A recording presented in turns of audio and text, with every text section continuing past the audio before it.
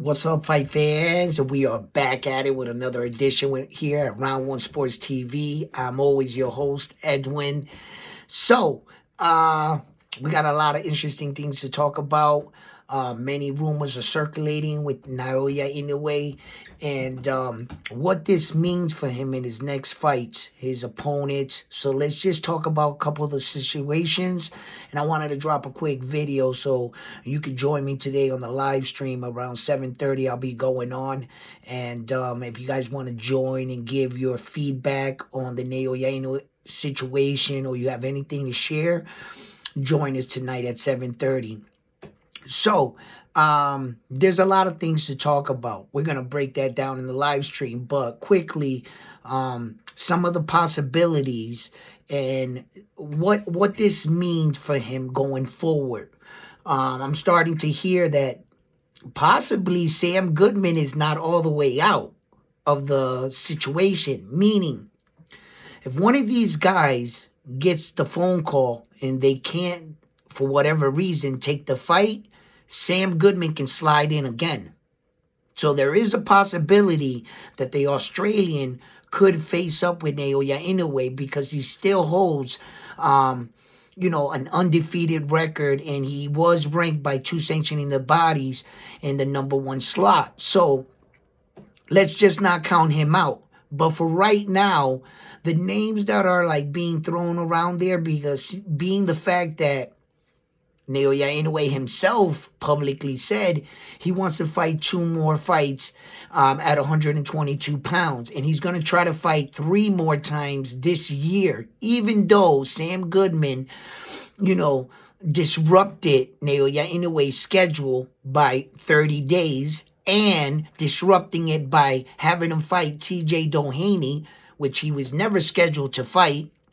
Okay? So Sam Goodman did a lot to Naoya Inoue's career. Potential opponents, being that, they're saying that MJ right now is the next man in line, right? Now, Picasso being the one that Bob Arum is throwing around the name. MJ being another mandatory, just like Picasso. And, fans are wondering which one of those fights are going to take place. Well, I'm saying whichever the guys you can get inside of the ring, either way, I feel Naoya Inoue is going to beat either of those guys. Stylistically, I think that the best fight to put together in Las Vegas would probably be the Pacheco fight. It would probably be that fight. It would probably make the most sense at this point besides MJ. John Casamero is another name that I'm throwing around. I'm not hearing his name in much conversation as far as it goes promotional companies. Not things like that. No, John Casamero's name, but in fans, us. I know there's a lot of John Casamero fans out there that would love to see that fight. Okay? And I'm in agreement. Okay, he might not deservedly, rightfully so, deserve a fight with Naoya Inoue, but they have history. They have history. They have been in the division. They had fans going back and forth. So if anybody else can't make the fight, I think he would be a good slot in. And John Casamero, if you're listening, stay in shape, my man. Stay in shape, because as you can see, look what happened in Sam Goodman's situation. Had you guys been in better shape and taking this serious and developing a way to beat him, you would have been ready to slide into that slot, and there was your opportunity. But yet you guys let Yi Jun Kim hop in and take you guys' opportunity, because it's like none of you guys foreseen this coming. Yeah, it's a pain in the ass sometimes to stay in shape, and Sam Goodman goes along with the fight, and no one knows he would have pulled out. But the first sign of that, had you been in the gym previous to the first time he got the cut, you saw opportunity. Instead of Yi Jun Kim being a standby, you could have called and said, I'll be a standby because I was already in shape. 30 more days to that, I'm already a professional boxer. These are things when guys are in the gym, whether they have a fight scheduled or not scheduled, these are the opportunities these fighters miss for not being ready. And John Casimero and fighters like that can get opportunities like this because they do have a good name. You see? So my man John, like, if you want one of these, show the fans that you're about it. So the other big names, which, okay, if he's going to fight, the rumor is, I don't know this to be definitive, although it's been said in Japan, I'm not on the line of, like, sketching it in stone, because I understand the sport of boxing, it's a business first. And money talks here in the sport sometimes. This man, Naoya Inoue, doesn't seem to be moved by money. He seems to be moved by legacy. It's really incredible, the stuff that he's doing. I've never seen this in the history of boxing. And we'll break down some of that tonight in the live stream. But as far as his opponents, shit. You can fight the Picasso fight. You can fight the MJ fight in Saudi. That's going to be a huge payday, Riyadh season. They're going to put on a spectacle, a great show. Whoever you can get out there is going to draw in a lot of money and fans. Leading off the Las Vegas fight. By that point, his star status could start, getting real big. There's an interesting situation at 126. I'm very, very excited for it. On the low, it's easy to talk about it as fans, us, wanting him to go to a fifth weight division. But I wanted you to keep this in mind in the sport of boxing. That's boxing royalty when you talk about men that entered 5 weight divisions. The reason why I consider Miguel Cotto so highly as a Puerto Rican fighter, he has 4. And for an example, through the entire history of boxing, there are a handful of men that had 5 divisions. We're not in double digits. Out of the tens of thousands of human men that have boxed, all the greats, you mean to tell me there's less than 10 men that's ever had 5 weight divisions? Floyd Mayweather has 5. Oscar De La Hoya has 5. Manny Pacquiao has 5. Sugar Ray Leonard has 5. Marvelous Hagler.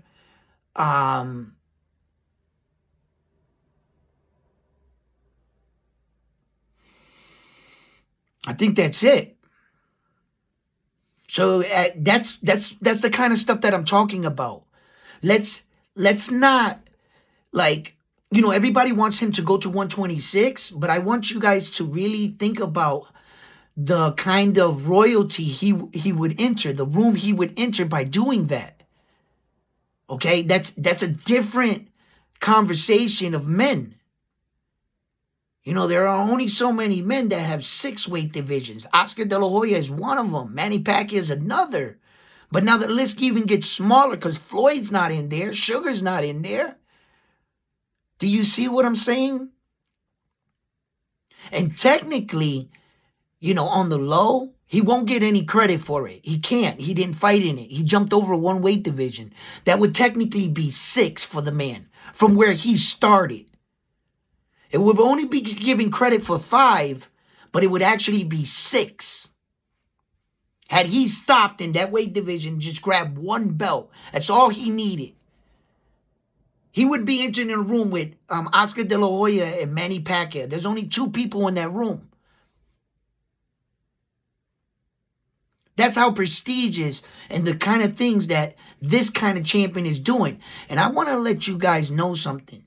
Sometimes, we as fans, we can get all wrapped up in headlines, debates, and fight about who's in the weight division, who this fighter is not fighting. But I want you to understand, don't get lost. And I think a lot of us as fans are more inclined to argue whether this guy's better than him, whether he's doing it better than him, or his opponents. And we're all getting lost in the fact that meanwhile, while all this is happening, Naoya Inoue is breaking records. And I don't think we're paying attention to the fact that when it's all said and done for the man, he's going to be the one that did it. And who's going to stop him?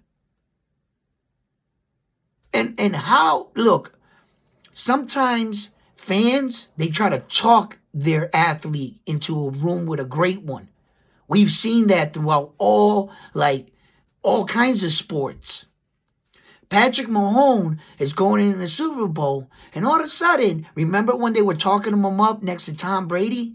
And Tom Brady had to take it to him in that Super Bowl against the Chiefs in Tampa Bay and show the young man. But he hadn't even won only two Super Bowls. He was already being revered next to probably the greatest football player to ever live. 10 Super Bowl appearances. See how fast they try to talk their guy next to a great one. So that's my fear, what they're going to have to do with Naoya Inoue. They're going to have to blind you with some bullshit accolade or record that he beat the guy that beat the guy, so that merits him the right to be in the room with Naoya Inoue without doing half of his work. Sometimes that's all they can do. There's been a lot of people that have talked about Naoya Inoue. I just recently saw Tim Bradley, and he's becoming more aware and more honest with himself every day about Naoya Inoue. And Tim Bradley spoke, right? And he said what he's doing is really unprecedented because he's never seen anything like it. He's never seen anybody move out through the weight divisions at the speed, challenging the best after the best after the best. He even admitted he's never seen a fighter in recent that has never ducked none of the smoke. He's on record of saying that. He knows it like I know it, like we all know it. He has never ducked any smoke. And he sure the hell ain't scared of no MJ. Okay? I like the fight.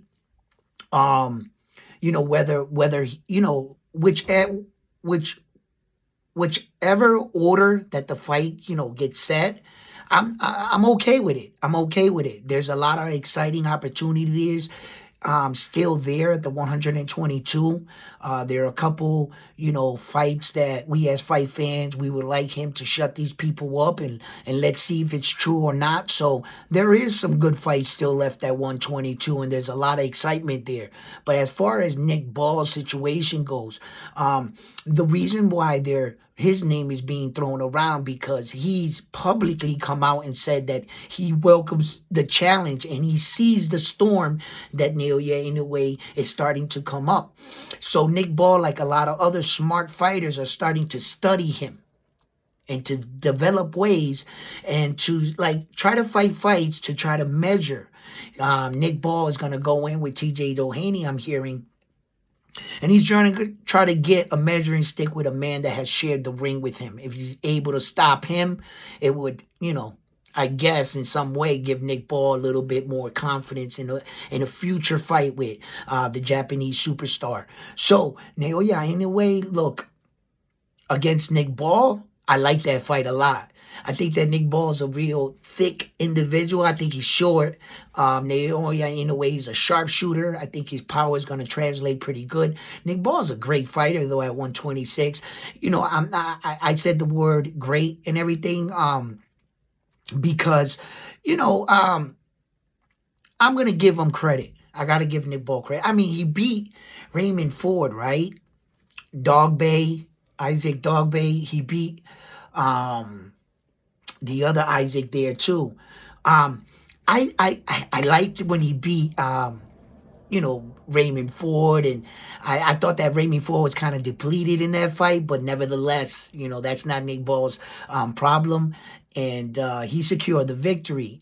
If he's able to pull off a massive victory over Naoya Inoue, yo, he would be like Brit's biggest star, right? So that's good in many ways. So, we could break down all that on tonight's live and everything. I just wanted to share a video and alert you guys. Let me know all these things they started to talk about the monster Naoya anyway. You're going to hear a lot of hate about the man. You know why? Because when you're great, they're going to come after you.